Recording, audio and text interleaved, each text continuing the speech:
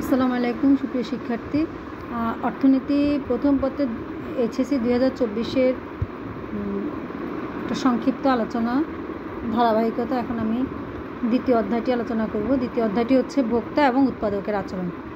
এখানে ভোক্তা এবং উৎপাদকের আচরণ এই চ্যাপ্টারটা অনেক বিশাল একটা চ্যাপ্টার, যেটা অর্থনীতি প্রথম পত্রে এত বড় অধ্যায় আর নেই।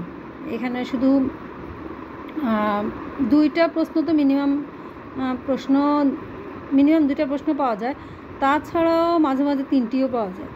ঠিক আছে, তো এখানে তোমাদের যেটা করতে হবে সেটা হচ্ছে তোমরা এমসিকিউর জন্য বোর্ডের প্রশ্নগুলো সবগুলি দেখবে, সেখান থেকে তোমাদের অবশ্যই কমন আসবে। আর জ্ঞানমূলক যেটা আসলে আমি এর আগে এগুলো নিয়ে আলাপ করেছিলাম, তো এটা শুধু 24-এর পরীক্ষার্থীদের জন্যই কিছু সংক্ষিপ্ত আলোচনা করে ওদেরকে ধরিয়ে দেওয়া।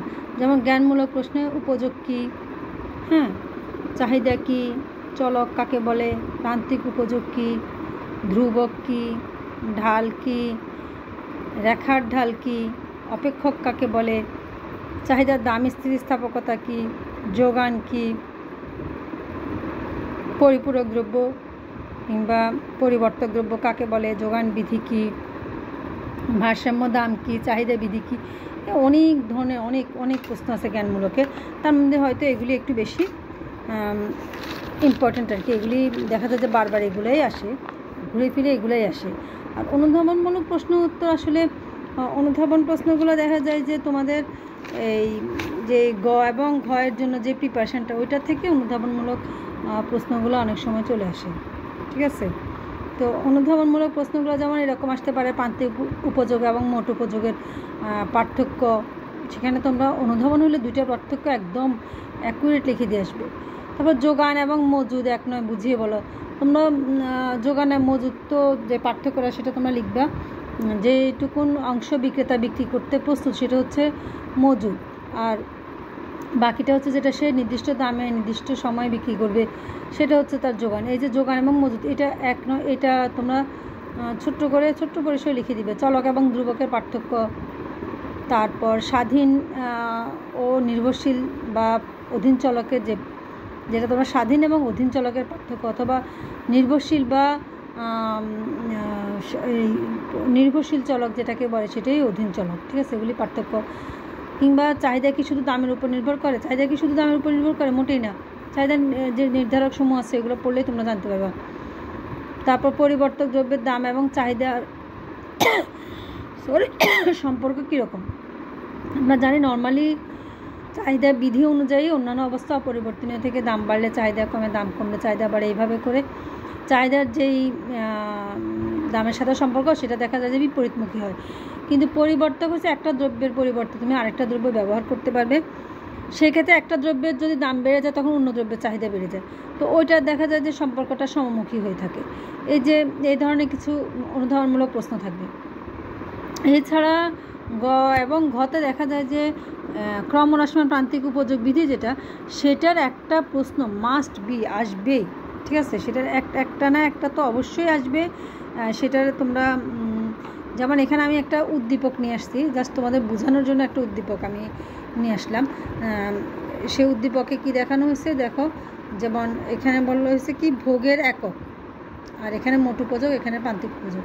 তোমরা সংজ্ঞাগুলো শিখবা। মোট উপযোগ কাকে বলে সেটা একদম ম্যাথমেটিক্যাল সংজ্ঞা সহ শিখবে।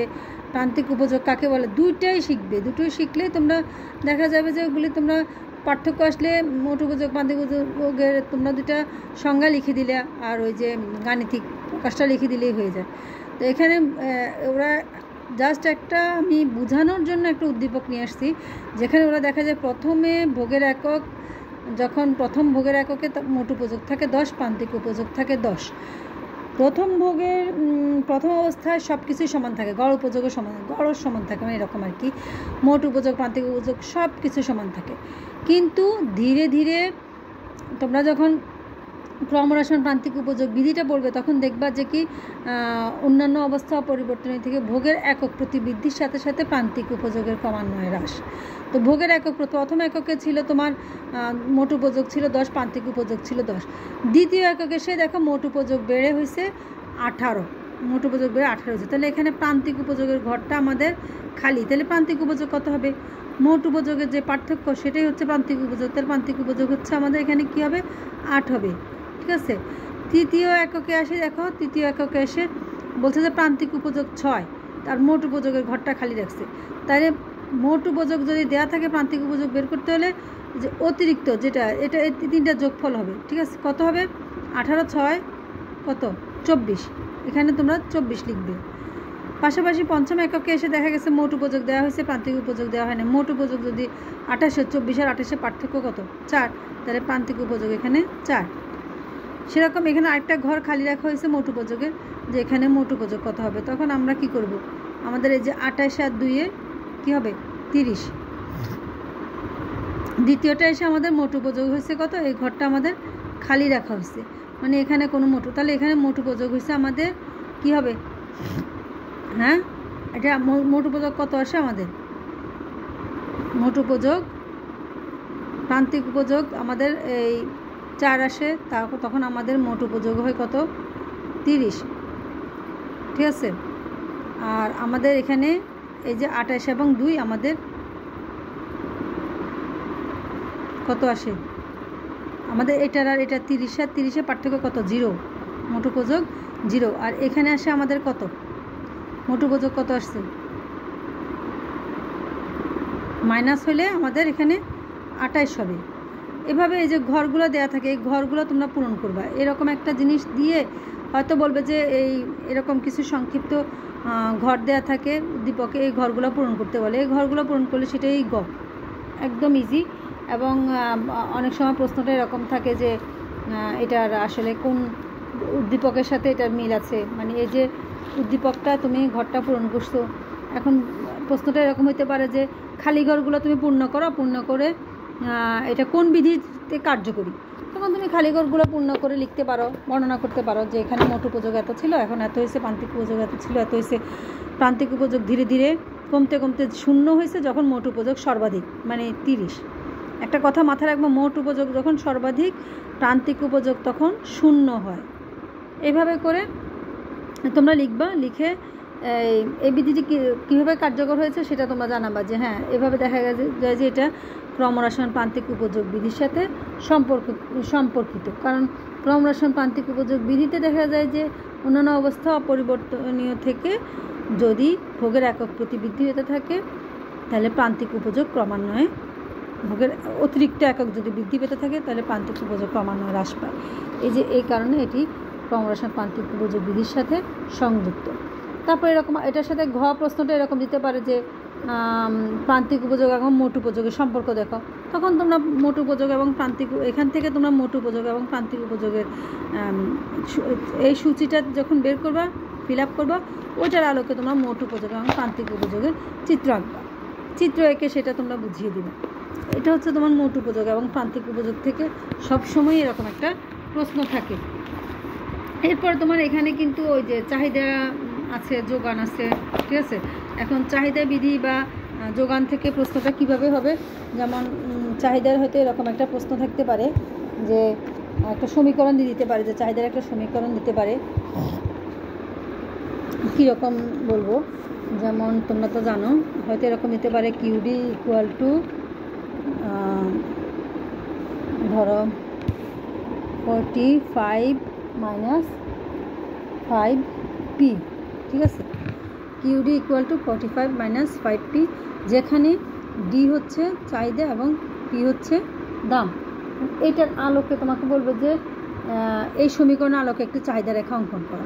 তুমি এই সমীকরণের আলোকে যখন চাহিদা রেখা অঙ্কন করতে যাবে, ডেফিনেটলি তোমরা এতদিনে পড়ে আসছো যে এখানে পি এর মান ধরে তারপর একটা সমীকরণটা বের করো, ওইখান থেকে একটা তালিকা করবে, তালিকা করে তালিকা বা সূচি তৈরি করবে, সেখান থেকে তোমরা একটা চাহিদা রেখা অঙ্কন করবে। ঠিক আছে, এটা হচ্ছে তোমার প্রশ্নটা আসতে পারে যে এখান থেকে এই সমীকরণের আলোকে একটি চাহিদা রেখা, চাহিদা সূচি ও রেখা অঙ্কন করো, চাহিদা সূচি ও রেখা অঙ্কন করো, অঙ্কন করো। ঠিক আছে, এটা হয়তো গটা দিতে পারে। ঘয়ে এসে হয়তো বলতে পারে যে এখান থেকে এটার উপর নির্ভর করে তোমরা চাহিদার স্থিতিস্থাপকতা নির্ণয় করো। যে চাহিদার স্থিতিস্থাপকতা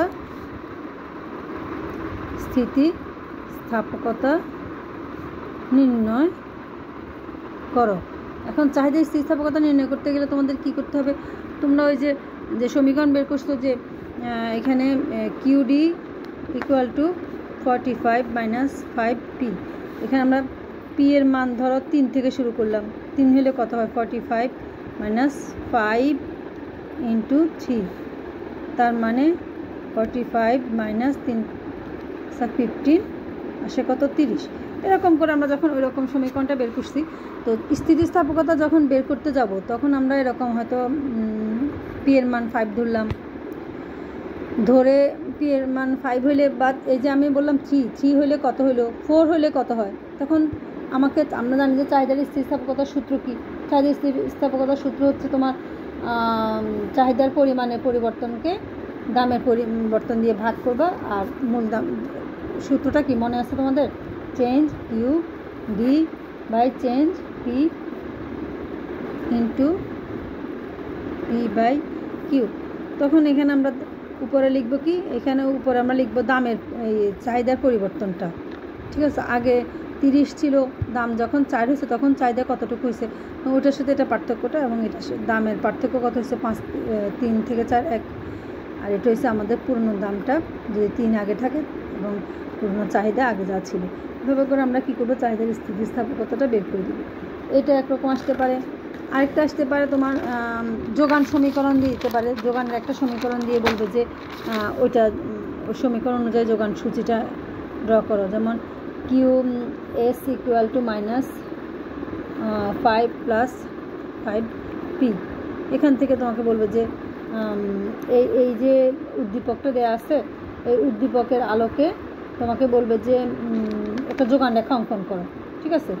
অথবা যোগান রেখা অঙ্কন করো, অথবা এরকম দিতে পারে ওরা ঘ নাম্বারটা এরকম দিতে পারে যে পি এর একটা দুইটা দাম ধরে দিল যে পি যখন 4 হয় তখন পি মানে দাম যখন পি যখন 4 হয় তখন এস বা যোগান কত, পি যখন 5 হয় তখন এস বা যোগান কত হয়, এবং তাদের ওই অনুযায়ী একটা স্থিতিস্থাপকতা নির্ণয় করতে দেওয়া হতে পারে।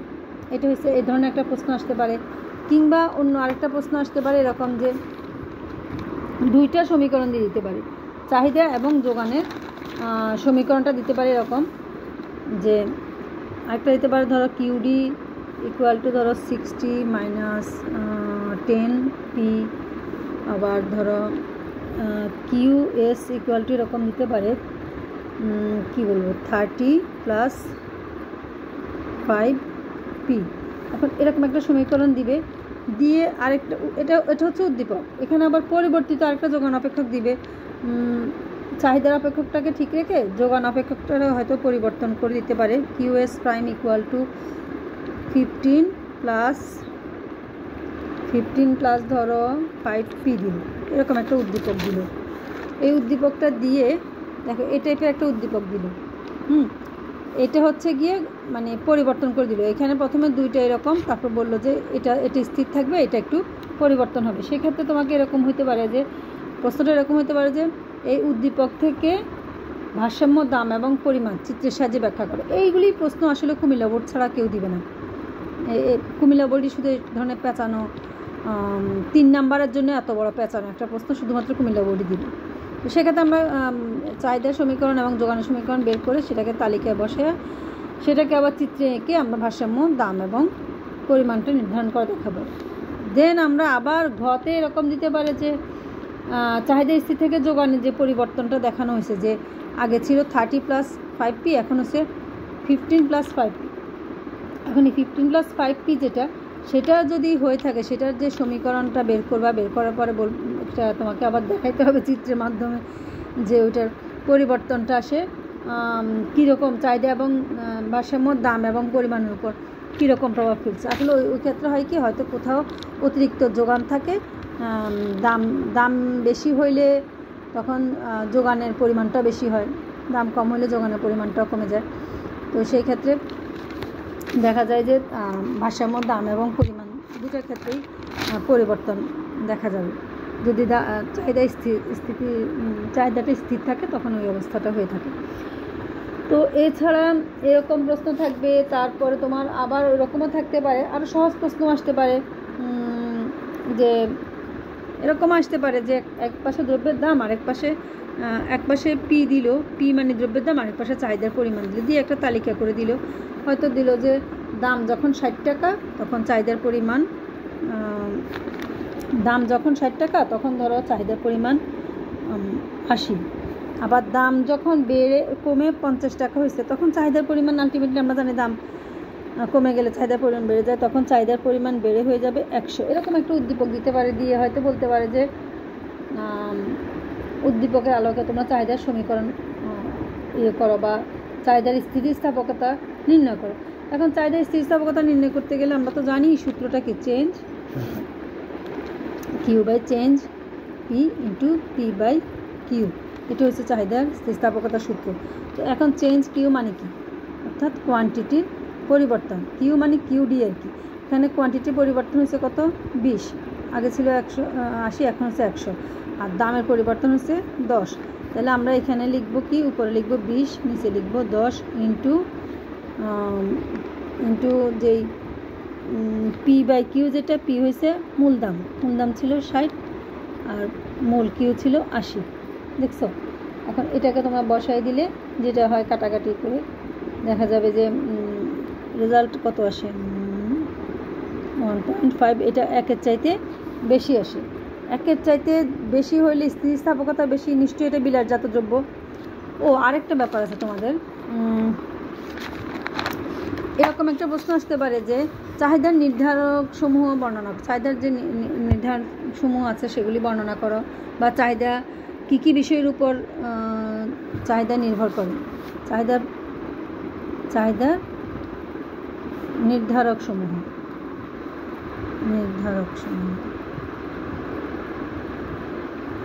মানে চাহিদা কী কী বিষয়ের উপর নির্ভর করে, শুধু দামের উপর তো নির্ভর করে না, এছাড়াও আরও অনেকগুলি আছে সেগুলোর উপর নির্ভর করে। কিংবা স্থিতিস্থাপক অস্থিতিস্থাপক চাহিদা, হ্যাঁ স্থিতিস্থাপক এবং অস্থিতিস্থাপক চাহিদা, স্থিতিস্থাপক ও অস্থিতিস্থাপক চাহিদা, হ্যাঁ। তারপর আসতে পারে তোমাদের চাহিদার সংকোচন ও প্রসারণ, চাহিদার সংকোচন ও প্রসারণ, চাহিদার হ্রাস বৃদ্ধি। দুটা কিন্তু শুনতে একই রকম, চাহিদার সংকোচন প্রসারণ এবং হ্রাস বৃদ্ধি যখন শুনেন তখন একই রকম মনে হয়, আসলে কিন্তু দুইটা একই রকম না। চাহিদার সংকোচন প্রসারণ হচ্ছে একটাই, দেখো একই চাহিদা রেখার উপর ওঠানামা করতেছে তারা, অর্থাৎ অন্যান্য অবস্থা অবর্তিতে দাম বাড়লে চাহিদা কমে, দাম কমলে চাহিদা বাড়ে, এরকম। কিন্তু হ্রাস বৃদ্ধিটা এরকম, হ্রাস বৃদ্ধি হচ্ছে হয়তো দামটা অপরিবর্তিত থেকে দাম আগের মতনই থাকবে, তখন চাহিদা এরকম ছিল, আর দাম যখন অপরিবর্তিত থেকে চাহিদা যদি বেড়ে যায়, চাহিদা রেখাটা ডান দিকে যাবে, চাহিদা কমে গেলে চাহিদা রেখাটা বাম দিকে আসবে, এটা হচ্ছে চাহিদার হ্রাস বৃদ্ধি। অর্থাৎ সংকোচন প্রসারণ হচ্ছে একই রেখার উপর চাহিদা দামের পরিবর্তনের ফলে চাহিদার পরিবর্তন হবে, আর এখানে হচ্ছে দাম স্থির থেকে চাহিদা বেড়ে গেলে চাহিদা রেখা ডান দিকে যাবে, চাহিদা কমে গেলে চাহিদা রেখা বাম দিকে আসবে, এটা হচ্ছে চাহিদার সংকোচন প্রসারণ এবং হ্রাস বৃদ্ধির যে পার্থক্য সেটা, এটাও আসতে পারে। তারপর আসতে পারে যে ভারসাম্য দাম এবং পরিমাণ নির্ধারণ আসতে পারে, ওই যে যেটা বলছি না, দুইটা সমীকরণ দিয়ে দিচ্ছে এখানে, যে দুইটা সমীকরণ থেকে বের করে যেটা ভারসাম্য দাম এবং পরিমাণ নির্ধারণ, যেমন এরকম কিছু হইতে পারে আর কি।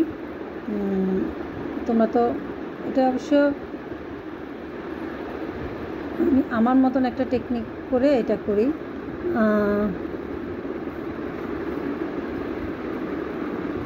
তারপর এটা হচ্ছে সাপ্লাই রেখা আর এটা হচ্ছে ডিমান্ড রেখা, এটা হচ্ছে আমাদের কি ইকুইলিব্রিয়াম বা ভারসাম্য, এটা হচ্ছে আমাদের ভারসাম্য দাম, এটা হচ্ছে ভারসাম্য উৎপাদনের পরিমাণ কিউ। এখন যদি আমাদের দাম বেড়ে এখানে যায় তখন আমাদের কি হয়, দাম বেড়ে এখানে গেলে দেখা যায় যে চাহিদাটা তুলনায় সাপ্লাইটা বেশি হয়, চাহিদা কম যোগান বেশি হয়, দাম বেড়ে গেলে চাহিদা, তো এটা হচ্ছে আমাদের চাহিদা ইজ লেস দেন যোগান, অর্থাৎ অতিরিক্ত যোগান অঞ্চল।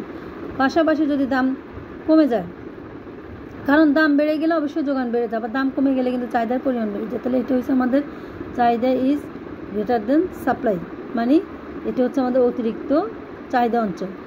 আবার সেক্ষেত্রে আমরা আবার কী করবো, আগের জায়গায় চলে যাব, যেখানে গেলে আমরা আবার ভারসাম্য অবস্থায় ফিরে আসতে পারি, যেখানে ভারসাম্য দাম এবং চাহিদার পরিমাণ, এই দামে ভারসাম্য চাহিদা এবং যোগানের পরিমাণ সমান। দাম বেড়ে গেলে এটা হবে অতিরিক্ত যোগান অঞ্চল, দাম কমে গেলে এটা হবে অতিরিক্ত চাহিদা অঞ্চল।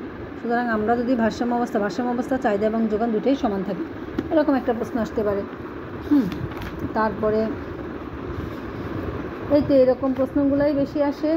এই ছাড়া তোমাদের এমসিকিউতে যে এমসিকিউ প্রশ্নগুলো বেশিরভাগই ওই যে প্রান্তিক উপযোগ, যখন সর্বোচ্চ প্রান্তিক উপযোগ শূন্য হলে মোট উপযোগ কী হয়, মোট উপযোগ সর্বোচ্চ হয়। প্রান্তিক উপযোগ যখন মাইনাস হয় মোট উপযোগ তখন কমতে থাকে, এরকম প্রশ্ন আসতে পারে। স্থিতিস্থাপকতা, ভালো কথা, স্থিতিস্থাপকতা নির্ণয় তোমরা খুব ভালো করে শিখবে। স্থিতিস্থাপকতা নির্ণয় থেকে প্রতি বছরই প্রশ্ন থাকে, এমসিকিউ প্রশ্ন থাকে। তোমরা এই স্থিতিস্থাপকতা নির্ণয় কোনোভাবেই এটাকে অবহেলা করবে না, এখান থেকে তোমাদের প্রশ্ন অবশ্যই থাকবে। আমি জাস্ট তোমাদেরকে একটা সংক্ষিপ্ত আলোচনা করতেছি, বেশি কিছুই না আসলে, অল্প সময় এত বেশি কিছু আসলে সম্ভব না। যেমন আমি কয়েকটা এমসিকিউর কথা বলি। যেমন আমরা জানি যে উপযোগ হচ্ছে কোনো দ্রব্যের সেই বিশেষ গুণ বা ক্ষমতা যা মানুষের অভাব পূরণ করতে পারে। এটা কে বলছেন, ঠিক আছে, লিপসি বলছেন। লিপসি কে কী বলছেন, এই যে উদ্দীপ এগুলো আসে। তারপরে ক্রমহ্রাসমান প্রান্তিক উপযোগের প্রবক্তাকে, আলফ্রেড মার্শাল। তারপরে প্রান্তিক উপযোগ যদি ঋণাত্মক হয় মোট উপযোগ তখন কি হবে, মোট উপযোগ তখন স্থির থাকবে, ঠিক আছে, একই রকম থাকবে। তারপরে ধরো উপযোগের এরকম হইতে পারে দ্রব্যের কোন বিষয়টি মানুষের অভাব পূরণের সাথে জড়িত, ঠিক আছে, বিনিময়। তারপরে কোন দ্রব্যের অভাব পূরণের ক্ষমতাকে কি বলে, উপযোগ বলে। তারপর মোট উপযোগ যদি সর্বোচ্চ হয় তখন প্রান্তিক উপযোগ কি হবে, মোট উপযোগ যদি সর্বোচ্চ হয় প্রান্তিক উপযোগ তখন শূন্য হবে। তারপরে ধরো এরকম প্রশ্ন আসতে পারে, কোনো দ্রব্যের প্রান্তিক উপযোগ যদি শূন্য হয় তখন মোট উপযোগ কি হবে, প্রান্তিক উপযোগ যখন শূন্য হবে মোট উপযোগ তখন সর্বোচ্চ হবে। তারপরে আসতে পারে তোমাদের মোট উপযোগটা কি, এটা ধরো বহু নির্বাচনী প্রশ্নের ওই যে এরকম হতে পারে যে অতিরিক্ত একক হতে প্রাপ্ত অতিরিক্ত উপযোগ, সকল একক হতে প্রাপ্ত মোট উপযোগ, অর্থাৎ তোমার মোট উপযোগটা কাকে বলে এটা তোমাকে ভালো করে, প্রান্তিক উপযোগ কাকে বলে এটা তোমাকে ভালো করে শিখে রাখতে হবে। প্রশ্ন আরও এরকমও আসতে পারে, ঘর করে দিতে পারে, ঘর থেকে আসতে পারে। এরপরে আসতে পারে তোমাদের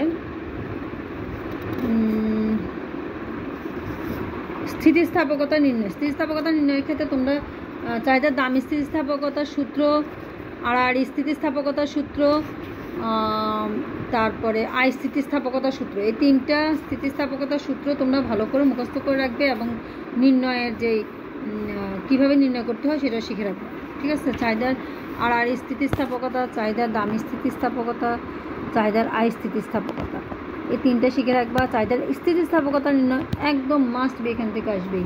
তাহলে আমরা এই চ্যাপ্টার থেকে উপযোগ, যদি ক্রমহ্রাসমান প্রান্তিক উপযোগটা পড়লো ওইটা একটা পাবো, পাশাপাশি যে কোনো একটা সমীকরণ দিয়ে দিলে সেখান থেকে সূচি বের করে সেই সূচির আলোকে রেখা অঙ্কন, কিংবা এই যে ভারসাম্য দাম ও পরিমাণ। তো এই চ্যাপ্টারটা একটুকুই আলোচনা করলাম, একটু পরে আসবো আমরা পরবর্তী চ্যাপ্টারে আলোচনা নিয়ে। ততক্ষণ পর্যন্ত আমরা অপেক্ষায় থাকবো। আল্লাহ হাফেজ।